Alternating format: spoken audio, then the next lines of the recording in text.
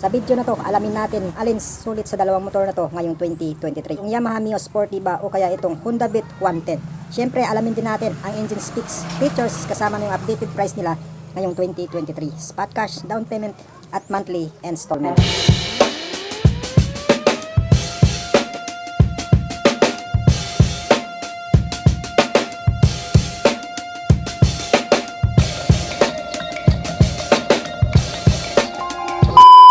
Itong si Yamaha Mio Sporty ay may kabuang displacement na umaabot ng 114 cubic centimeter. 4-stroke, 2-valve, air-cooled, single cylinder, single overhead cam at syempre ito ay carburetor type. Starting system ito na kick and electric start at may fuel tank capacity na umaabot ng 4.2 liters.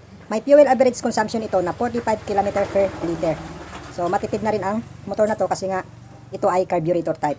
Na may engine oil capacity na umaabot ng 0.9 liters. Pagdating sa power output, kaya nito mag-produce ng 5.7 kW sa kada 8,500 RPM at meron itong max torque na umaabot ng 7.2 Nm sa kada 5,500 RPM. So pagdating sa pagpo-produce ng power output, malakas na rin itong si Mio Sporty. So pwede mo na din itong pang long ride. Meron din itong compression ratio na umaabot ng 8.8:1 at may bore and stroke na sukat na 50.0 by 57.9 mm. So sa mga specs nito, sa suspension niya sa harap ay naka-telescopic fork at sa likod naman is naka-single shock. Sa braking system nito is naka-disc brake sa harap at syempre mechanical trailing drum brake naman sa likod. At sa mga gulong nito sa harap ay may sukat na 70 by 90 by 14, 80 by 90 by 40 naman sa likuran. So ito ay parehas na tube type pa lang mga lodikoy. Sa meter panel naman niya ay naka-analog pa. At very friendly ito kasi pag sampa mo sa upuan is makikita mo kagad itong meter panel ni Mio Sporty. Madali siyang basahin. At pagdating naman sa mga switches nito, kanan niya is makikita mo dyan yung on and off switch ng headlight. At syempre kasama na rin yung starting system niya na electric switch. So sa kaliwa naman niya, andyan yung mga switch katulad ng high and low beam switch, turn signal light switch, horn switch at kasama na rin dyan yung choke niya. Itong si Yamaha Mio Sporty ay may updated price ngayong 2023 na umaabot ng SRP nito is 71,800 at meron itong down payment na umaabot ng 5,900 at meron kang 3,240 kang monthly installment sa loob ng 3 years. Itong si Honda Beat ay may kabong displacement na umaabot ng 109.9cc displacement. Ito ay 4-stroke, 2-valve, single overhead cam, ESP plus engine at syempre ito ay fuel injected. So ito ay air-cooled at may starting system na kick and electric start. Meron itong fuel tank capacity na umaabot ng 4.2 liters at meron itong average ng fuel consumption na umaabot ng 60.6 km per liter. So napakatipid na ng motor na to kasi nga ito ay fuel injected.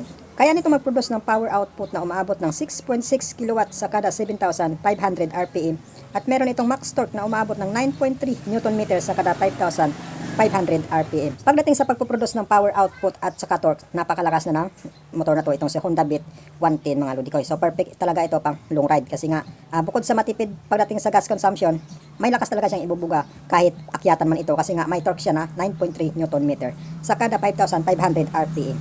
Meron itong bore and stroke na sukat na 50.0 by 55.1 mm. Sa mga ilaw nito, naka-bulb type lahat galing sa headlight, signal light, tail light. At suspension nito is naka-telescopic sa harap at siyempre sa likod naman is naka-single unit swing. So pagdating naman sa braking system nito, ito naka-disc brake sa harap at naka-mechanical trailing drum brake naman sa likod. So pagdating naman sa gulong niya, ito may sukat sa harap ng 80 by 90 by 14 at sa likod naman is 90 by 90 by 14. Itong gulong is naka-tubeless na pareho. Sa panel gauge naman ito is naka-combination ito ng analog type at saka digital type. So napakaganda kasi nga combination na ito ng dalawa. At sa mga switches naman ito sa kanan is nandyan yung electric switch lamang. So wala siyang ibang nakalagay dyan kundi ang electric switch start mga lodikoy. Sa kaliwa naman andyan yung high and low beam switch, horn switch at turn signal light switch mga lodikoy. Siyempre, pagdating naman sa features nitong si Honda Beat 110i is equipped ito ng 12 volts USB charging port mga idol na kung saan perfect ito sa mga maglulong ride o sa mga delivery riders na kung saan pwede ka mag-charge ng cellphone mo dito sa motor na to kapag nalubat siya. So equipped din ito ng side stand switch na kung saan di siya basta-bastang under pag hindi mo inangat itong side stand niya. So napakaganda ng safety features nitong si Honda Beat 110fi. Equipped din ito ng handbrake lock mga lodikoy na kung saan pwede ka na mag-park kahit sa paakyati na party or pababa na party. So ilalak mo lang yung handbrake lock niya at hindi na basta-bastang dadaos-dos ang motor na to. So ngayong 2023 itong si Honda Beat 110fi meron itong updated price na umaabot ng 70,400.